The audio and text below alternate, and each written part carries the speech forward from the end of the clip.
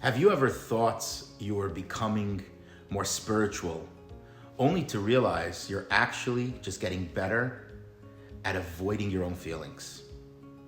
You know, a lot of people turn to spirituality because they genuinely want peace and healing and meaning.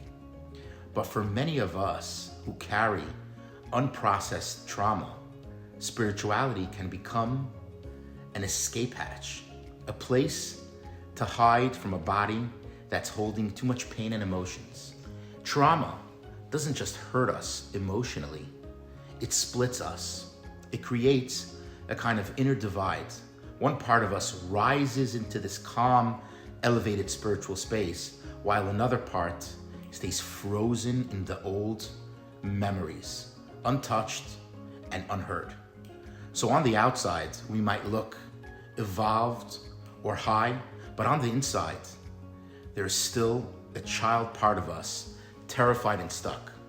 Two versions of ourselves, but they never meet.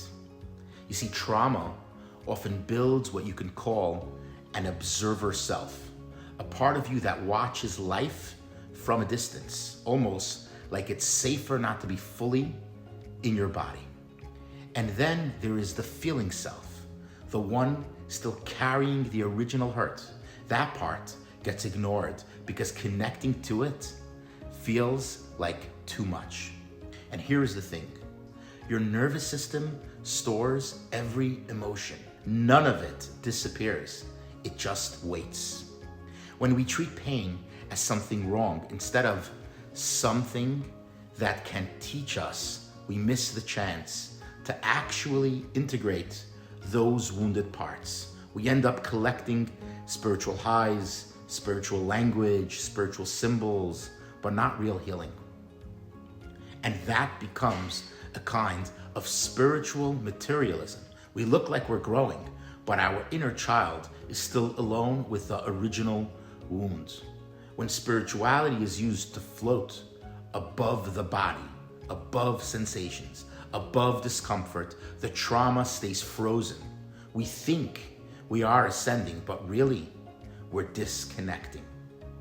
There's a teaching in Tanya that says we have two souls, the animal soul and the godly soul. The animal soul isn't something that we escape. It's part of us that feels, desires, reacts, and carries the raw emotional truth. It has purpose. It's alive. Real spirituality isn't about abandoning that part. It's about inviting it in. It's about letting your human side, your messy, emotional, imperfect side become part of your spiritual work. Because healing doesn't happen when we rise above ourselves. Healing happens when all parts of us finally come together. The spiritual self, the wounded self, the frozen parts, the hopeful parts, all of it. That's the moment spirituality stops being a hiding place and starts becoming a path home.